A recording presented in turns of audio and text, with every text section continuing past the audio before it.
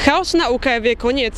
Študenti žurnalistiky pripravujú sprievodcu, v ktorom vám vysvetlia život na univerzite aj mimo nej. Ide o projekt, ktorý realizujeme v rámci jedného predmetu, nakoľko sme zistili, že mnoho nováčikov, mnoho študentov, ktorí začínajú študovať na univerzite, sa pýta ešte stále množstvo otázok, ktoré sa bohužiaľ nedočítajú v oficiálnej brožúre. Žurnalisti majú odpoveď naozaj na všetko.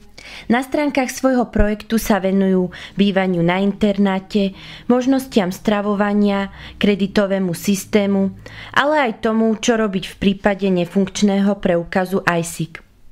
Praktický sprievodca by sa mal stať súčasťou každoročných zápisov a budúci uchádzači o štúdium sa môžu tešiť aj z mobilnej aplikácie. Nám nejde o to, aby sme túto brožúru zrušili a vytvorili novú, ale aby sme vytvorili takú brožúru, ktorá odpovedá na praktické otázky.